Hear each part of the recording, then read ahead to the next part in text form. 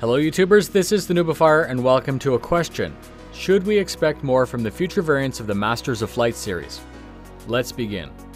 The Masters of Flight series was 4 familiar ships re-released with a new dogfighting-centric loadout, a new paint scheme, and a backstory lore.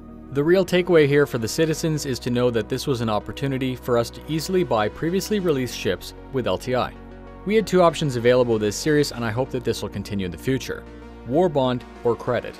War Bond was a cash-only sale with a slight price reduction, and Credit would let you use your in-game credit. Another important observation was that these loadouts could be replicated on any standard version with the correct gear. This prevents an OP situation where the extra money would give the player an advantage. Up until this point, I have no complaints about this new series. Today I'm here to ask, should more thought and care have been placed into creating these new variants? In my opinion, most of the Masters series are configurations that don't actually result in a very strong loadout. Mismatched velocities, mixed gimbals and fixed configurations, and even unused hardpoints. I guess what I'm saying is if we're supposed to be remembering these ace pilots by their loadout, you would at least think that it would be a good one. When thinking about guns, it's important to consider that some combinations of weapons will result in a monoload, and some ships are very limited in that they have a forced mixed and gimbaled loadout. I see the monoload as a big advantage, allowing the pilot to get a higher DPS by using all the weapons at once. I also know that ships like the Vanguard have a major design issue. No fully gimbaled option.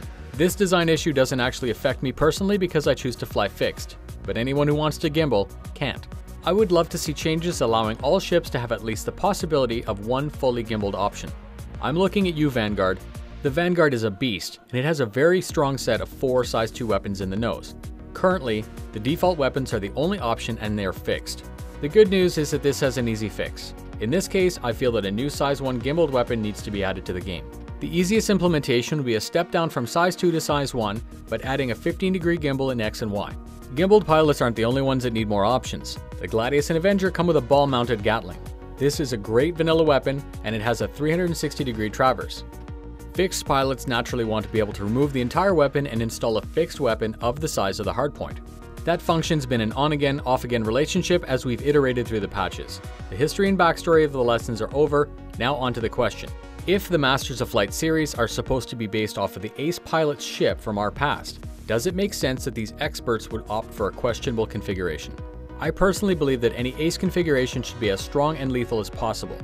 I also believe that it's fine for some ships to cater to fixed and some to fully cater to gimbaled pilots. Here are 2 examples. The Aegis Gladius Vanov edition, flown by ace pilot Captain Vanov from the 17th Strike Wing of the UEE. The loadout that he used to kill hundreds of Vandal was 2 wing-mounted size 2 GT-870s and 1 more on the nose. The fixed weapons share exactly the same velocity, which is why Vanov was able to 3-shot hundreds of enemy from kilometers away. The Anvil Hornet Dominator edition, flown by ace pilot Major Dominator from the 17th Strike of the UEE.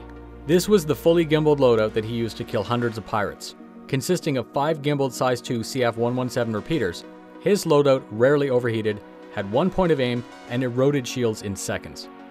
If you have any favorite loadouts to share, please put them in the comments. In conclusion, I feel that it makes more sense in the lore that the Masters of Flight should be closer to meta. Please don't confuse meta with OP, and nothing that you couldn't achieve with a regular hull. I see a real opportunity here. This could make it very easy for new pilots to know that they're getting a competitive loadout based on their playstyle. I hope that you liked this no bullshit rundown on my thoughts on the Masters of Flight. With only a slight adjustment, future ships in this series may actually live up to that name. If you got something out of the video, please share it with your friends to help me get the word out about Star Citizen. If this is your first time here, please check out some of my other content. Fly safe, and I'll see you in the verse.